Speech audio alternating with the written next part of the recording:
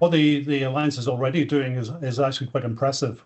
But I think if you look at the amount of paperwork involved and the manual processes involved in trade, they're quite considerable still.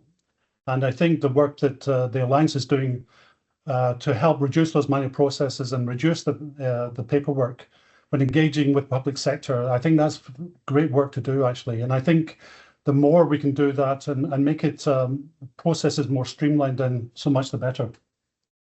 And I think the other thing you mentioned there was the authorized economic operator. And I think the providing guidance and resources to governments can also help with that, because processes need to be streamlined to make them more efficient. And I think that reducing the administrative burden on trusted trainers is also very welcome. And companies like Champ, actually, we are there to help encourage people to use technology and use it for electronic data exchange and things like that, so that we can make the processes more efficient as well. So I think everyone has a role to play, but I think what the Alliance is doing is excellent in terms of making all that happen. Just one maybe final example to finish on is at Champ, what we're doing is we're helping airlines file transport data at an item level. So that helps reduces the processes at destination. Well, it's very welcome, isn't it, to have those sort of things in place.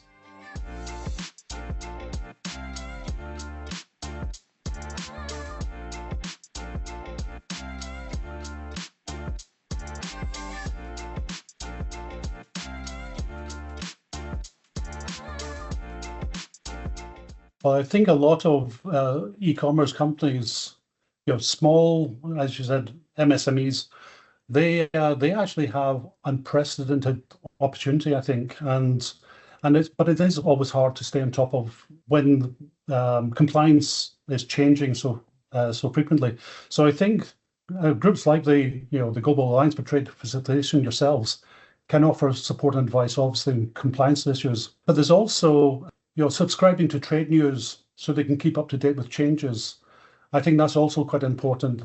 For example, that's what we here at Champ do. We plug into all the latest news in the industry so that we can stay on top of these things as well. However, if they operate in the e-commerce space, obviously they can use the internet to reach an expanded market, and that offers great opportunity for them. And so I think it's a balance. And maybe one of the things they should be looking at is, where is it easy to do trade? We talked about traders and things like that.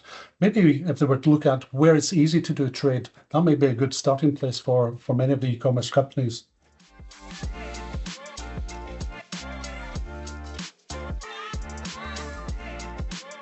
Well, I think air transport has actually done a lot over the last 35 years to reduce emissions. I think the number of emissions per passenger, I think, has dropped by over 50% in the last 35 years. But obviously a lot more has to be done, and sustainability should be high on everyone's agenda. But the industry still faces significant challenges to reduce carbon emissions. And I think things like sustainable aviation fuel is obviously one of the things that can be done. But production is very expensive still, and capacity is also limited. So there's a lot more, I think, that governments could do, in particular there, to help with the SAF production. But also things like aircraft technology. As I said, there have been great advancements in technology over the last 35 years or so to reduce emissions, but there's still a lot more to do. And I think we're already seeing more fuel-efficient aircraft coming onto the market to help improve things. And the other thing is there are tools now for efficient takeoff and landing and routing of aircraft, which can also help. One of the things that we have done at Champ is we produced a product, for example, called Cargospot Weight and Balance.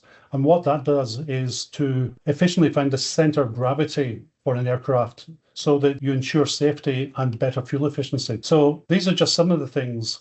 But more generally, by embracing digitalization, I think we'll see paper dropping, greater fuel efficiency, and these sort of things. So I think digitalization can also be at the heart of improving operations and improving efficiency and sustainability.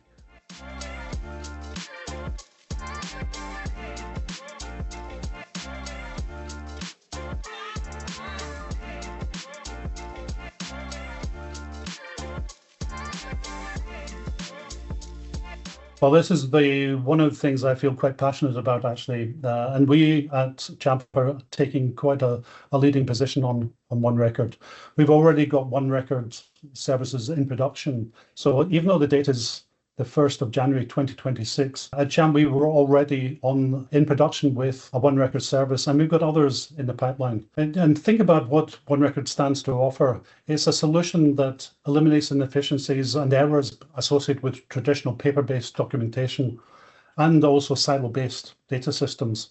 So if you have one source of the truth for all the shipment information, that offers unlimited and efficiencies and accuracy and transparency. We will see faster times and improved decision making because we've got better data to work on, and it will improve things for everyone across the value chain. And I truly, truly believe that. I think it's an unprecedented opportunity. And many companies are actually seeing that One Record can be quite a complex thing, and maybe it's daunting for them. But what we have done at Champ is we've launched a service called One Neo Connect. And the way to think about it is maybe a universal plug and play for the air cargo world.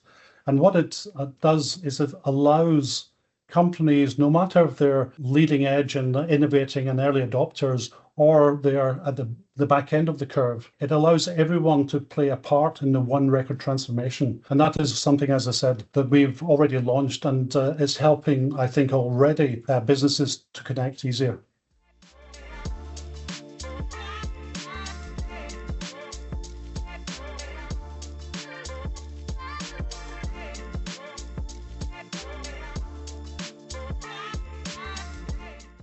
Well, I think it will benefit all of those. I think that Alliance's work with the public sector in particular, that helps airlines a great deal to become more efficient and in moving goods more efficiently. And things like customs, making those customs procedures streamlined, and but making things more efficient across the value chain. But there's also the administrative burden that can be reduced greatly, because there are many, many players in this whole equation. You've got the airlines, you've got the ground handlers, the freight forwarders, and so making the smooth flow of goods across borders is very, very important. And for the airlines, that can lead to lower costs and improved efficiencies and also better customer satisfaction. So I believe that trade facilitation can offer benefits to governments, consumers, and companies. And for governments, if it makes their whole processing streamlined and more efficient, that allows them to concentrate resources on other areas. And also for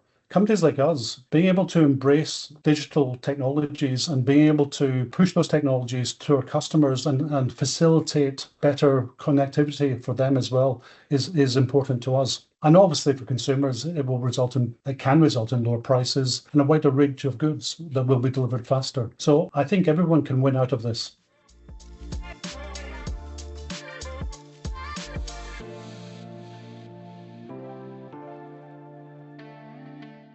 Well, I hope that by that point it's going to be a far more sustainable industry. I think by 2030, there are quite a number of things we can already put in place.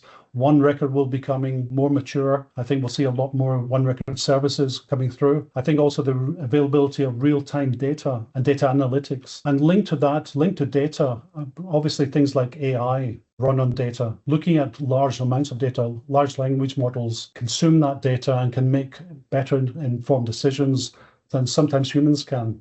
And I think so AI will be there to help the industry as well. And finally, but not least, obviously sustainability. Again, I keep on emphasizing sustainability because I believe our generation has a responsibility to pass on a planet that is more sustainable in the future. And so I think we all need to do whatever we can, even if it's just small and incremental steps, but anything we can to help improve what the next generation is going to inherit. So I think sustainability, sustainable solutions for the long term, I think are going to be very, very important. The thing about the air cargo industry is it's quite fragmented, and trying to bring all of it together is a daunting task in its own right. So I think we should not think of it as one thing. It's actually made up of lots of parts. And so what we were saying there about customs is just one part in the value chain. And so what you're doing in helping sort out customs and making digital corridors and things like that are very, very important to making sure that we've got new ways of transporting goods, because that smooths the path and the traffic. So, but there are lots of other players, as I said, and making them all connected. And that's where one record is so, so important, because with one record, everyone gets the same source of the truth and can actually access that and make decisions on it, rather than having pieces of the information. They have the whole information. So again, as I said, I think because we're such a fragmented industry, getting things that unite us, that is very important.